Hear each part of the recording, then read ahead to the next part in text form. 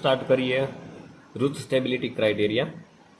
તો આ transfer function છે ઓકે.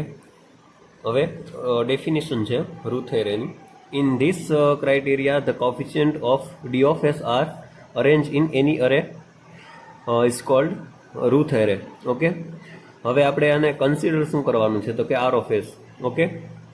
તો D of S is equal to a0 s raise to n plus an a1 s raise to n minus 1 plus a2 s raise to n minus 2 plus an. Okay. તો જેવી રીતે હર્વિસ ક્રાઇટેરિયામાં આપણે જોતા હતા એવી રીતે આમાં આ રૂથ સ્ટેબિલિટી ક્રાઇટેરિયામાં આ ફોર્મ્યુલા જે છે બરાબર. હવે અરેન્જમેન્ટ કંઈક આવી રીતે હોય છે. ઓકે. કોએફિશિયન્ટ આ સાઈડ હોય છે ઓકે અને એરે આ સાઈડ હોય છે. તો હાયર ઓર્ડર આપણે જે છે એ આપણે કન્સિડર કરવાનું હોય છે. ઓકે. અને આમાં જેવી રીતે રૂથ હર્વિસ ક્રાઇટેરિયામાં આપણે જે જોતા હતા કે એકી સંખ્યા પહેલાં આપણે મૂકતા. ઓકે. એકી સંખ્યા પુટ કરતા. તો આમાં કેવી રીતે છે કે આમાં બેકી સંખ્યા આપણે લેશું બરાબર. બેકી સંખ્યા રો ઉપર લેશું first of all.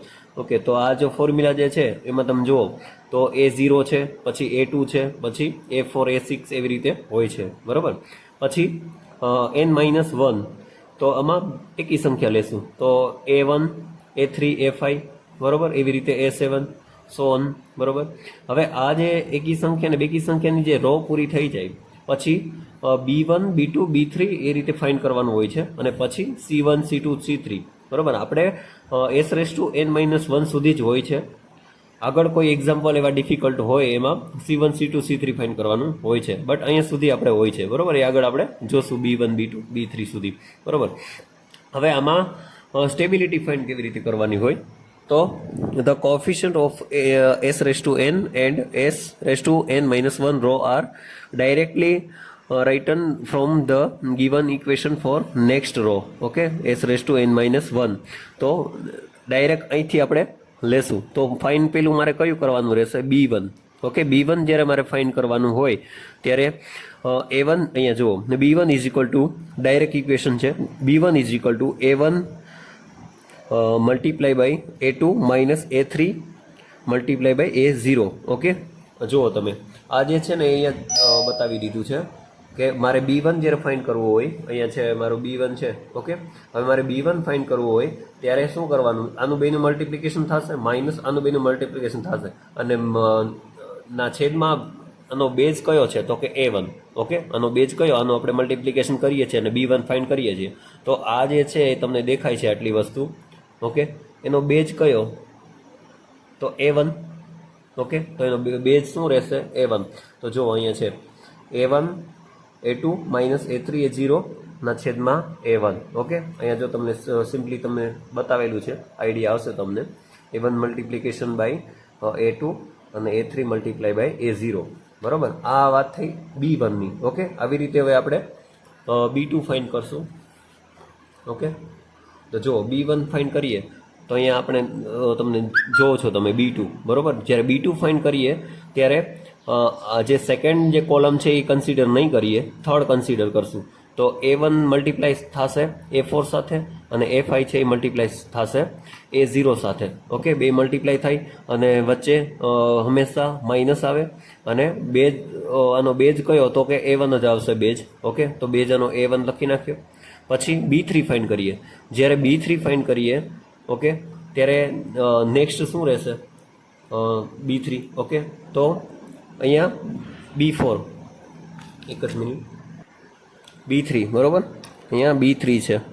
Okay. b3 find કરશું તો a1 જે છે ફર્સ્ટ કોલમની સાથે જ આપણે આગળ જોતું જવાનું છે. હવે મારે સેકન્ડ અને થર્ડ જે કોલમ છે એને મારે કન્સિડર કરવાની નથી. હવે મારે ફોર્થ જે કોલમ છે એને મારે કન્સિડર કરવાની છે. તો a1 મલ્ટીપ્લાય થશે a6 સાથે અને a7 છે એ મલ્ટીપ્લાય કોની સાથે થશે તો a0 સાથે.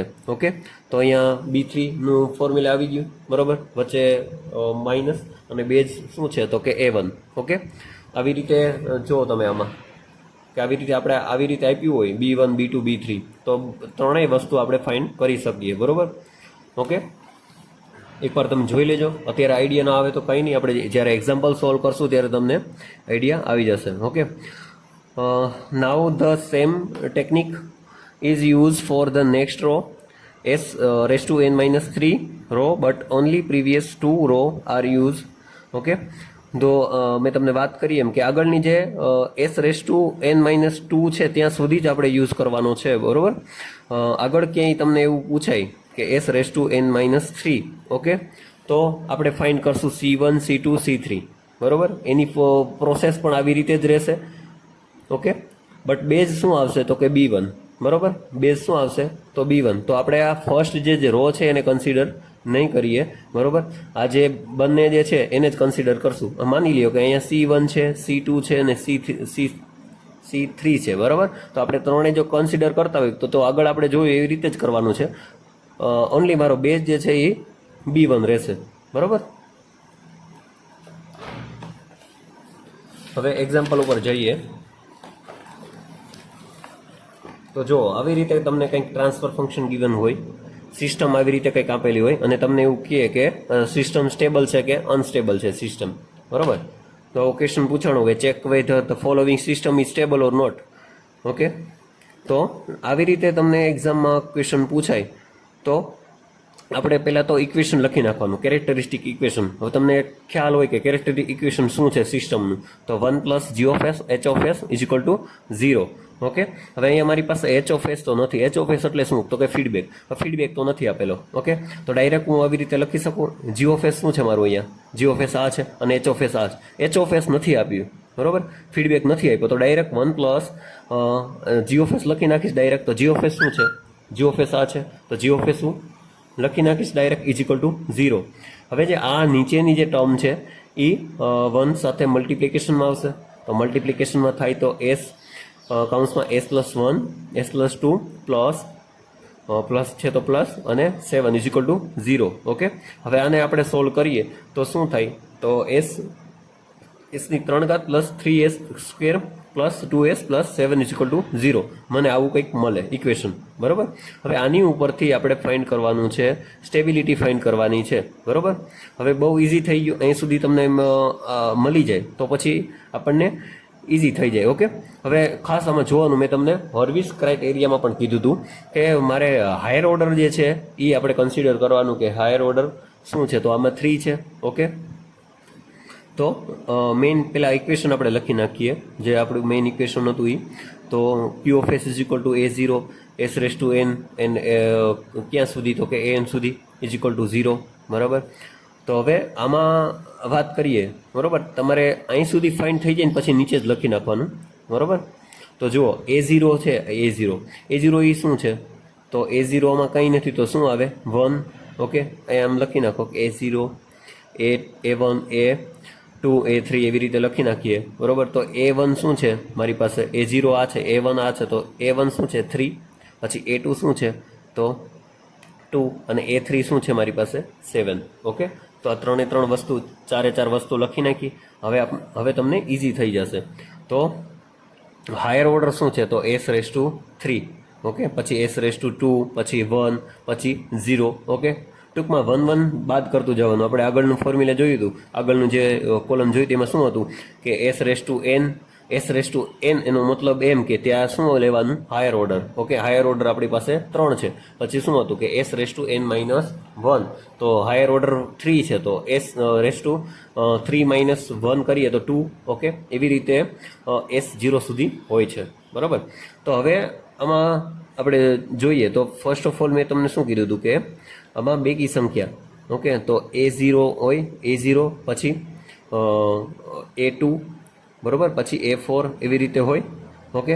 તો A0 છે તો A0માં કાંઈ નથી તો શું આવે 1 આવે, ઓકે. પછી A2 આપણે બેકી સંખ્યા જ લેવાની છે, ઓકે. રૂથ સ્ટેબિલિટી ક્રાઇટેરિયામાં ઓલામાં એકી સંખ્યા પહેલાં લેતા, આમાં બેકી સંખ્યા લેવાની છે તો 2 આવે, બરાબર. અને પછી A4, બરાબર. A4 આવે તો A4માં તો કંઈ છે જ નહીં આપણી પાસે, કેમ કે A3 સુધી જ છે તો કંઈ નથી તો હું શું મૂકીશ 0 મૂકીશ, બરાબર. પછી એકી સંખ્યાની વાત કરીએ તો અહીંથી ડાયરેક્ટ તમે જુઓ તો 3 છે, પછી 7 છે, પછી આગળ કંઈ આપ્યું નથી તો 0 કન્સિડર કરવાનો, બરાબર, ઓકે. હવે આગળ ફાઇન્ડ કરીએ તો મેં તમને ફાઇન્ડ કરવાનું કીધું હતું, સોરી 1 મિનિટ. હવે અહીંયા આપણે મલ્ટિપ્લિકેશન કરીએ 7 અહીંયા 7 1 સાથે મલ્ટિપ્લિકેશન કરીએ, બરાબર, અને માઇનસ કરીએ, આ બંને માઇનસ કરીએ, બરાબર, તો શું થશે 6, ઓકે, અને એની નીચે 3 આવી જશે, ઓકે, તો આમાં શું થશે 3 અને મોટાની નિશાની છે તો એ માઇનસ આવશે, તો ફાઇનલી આન્સર મારો શું આવશે 1/3, પણ કેવા માઇનસ, ઓકે. હવે આગળ તો કંઈ પ્રોસેસ થશે જ નહીં, કેમ કે અહીંયા 0 છે તો બધું 0 સાથે 0 કરીએ તો 0 જ આવશે આન્સર, ઓકે.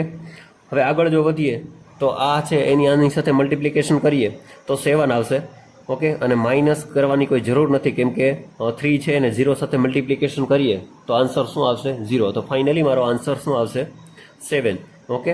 હવે તમે જુઓ કે observe the first column of the Routh array there 2 sign change, okay.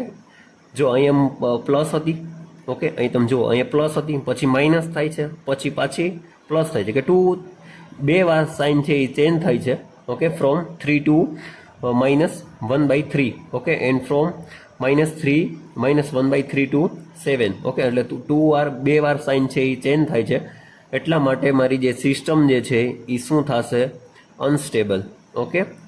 હવે સાઇન ચેન્જ થાય અથવા તો મારી જે ટર્મ છે એ નેગેટિવ આવે તો સિસ્ટમ કેવી કહેવાય, તો અનસ્ટેબલ કહેવાય, ઓકે. સાઇન સેમ રહે અને સાઇન છે એ પોઝિટિવ આવે, ઓકે, તો સિસ્ટમ સ્ટેબલ કહેવાય, બાકી સિસ્ટમ છે એ અનસ્ટેબલ કહેવાય, ઓકે. નેક્સ્ટ એક્ઝામ્પલ જોઈએ તો હવે આવી રીતે કંઈક તમને આપ્યું હોય ડાયરેક્ટ, ઓકે, ઓલામાં તો ફાઇન્ડ કરવાનું હતું, હવે ડાયરેક્ટ તમને આવી રીતે કંઈક આપ્યું હોય અને આવી રીતે જ્યારે આપ્યું હોય ત્યારે ક્વેશ્ચન તમારે 4 માર્કનો હોય, બરાબર, બાકી તમને જ્યારે ફાઇન્ડ કરવાનું કહે તો એ ક્વેશ્ચન 7 માર્ક્સનો હોય, પણ જ્યારે તમને ઇક્વેશન ડાયરેક્ટ તમને ગિવન હોય, બરાબર, ત્યારે તમારે આવી રીતે કંઈક હોય, અને ક્યારે એવી રીતે શું આપણે કેવી રીતે સોલ્યુશન કરશું, તો ફર્સ્ટ ઓફ ઓલ જ્યારે તમને ઇક્વેશન દેખાય આવું તો આપણે હાયર ઓર્ડર એનો સિસ્ટમનો હાયર ઓર્ડર શું છે એ આપણે પહેલાં જોઈ લેવાનું, તો આમાં શું છે હાયર ઓર્ડર 3, ઓકે. તો હવે જોઈએ તો અહીંયા A0 A1 A2 A3 એવી રીતે મૂકી દેવાનું તમારે, ઓકે, અથવા તો તમારે જોઈ લેવાનું કે A1 છે A0 છે તો અહીંયા કાંઈ તમને ડિટર્મિનેન્ટ કંઈ છે નહીં, તો શું આવે 1, પછી A1 છે તો A1 શું છે 6, પછી A2 શું છે તો કે 12 અને A3 શું છે 8, બરાબર. આ આપણે પહેલાં લખી નાખવાનું જેથી કરીને તમને ઇઝી રહે એક્ઝામ્પલ સોલ્વ કરવામાં. તો S3 પછી S2 S1 S0, બરાબર, આ અહીં સુધી થઈ ગયું તમારે, ઓકે. પછી બેકી સંખ્યા પહેલાં મૂકવાની હોય, બરાબર, તો A0 છે અહીંયા જ આપણે બેકી સંખ્યા ફાઇન્ડ કરવાની છે, A0 છે તો A0 શું છે 1, પછી ડાયરેક્ટ શું છે A2, મારે A1 નથી લેવાના, મારે બેકી સંખ્યા લેવાની છે, એટલે કે A0 A2 પછી A4 આવશે, એ રીતે આવશે, બરાબર. તો A2 શું છે 12, બરાબર. હવે બેકી સંખ્યા લઈએ, સોરી એકી સંખ્યા લઈએ, તો A1 શું છે મારી પાસે 6, પછી ડાયરેક્ટ A3 લઈશું, કેમ કે A3 પછી બેકી સંખ્યા એકી સંખ્યા શું આવે A3, તો 8 મૂકીશ હવે, બરાબર. હવે આગળ જો ફાઇન્ડ કરીએ અહીં સુધી જ મારે કરવાનું છે, પછી મારે ફાઇન્ડ શું કરવાનું છે તો S1 જે છે એની રો મારે ફાઇન્ડ કરવાની છે, ઓકે. S0 સુધી હું જઈશ, બરાબર, S1 છે પછી S0 છે ત્યાં સુધી જઈશ, ઇન કેસ જો અહીંયા મારે S4 સુધી હોત, બરાબર, તો મારે S0 સુધી ફાઇન્ડ કરવી પડત, બરાબર.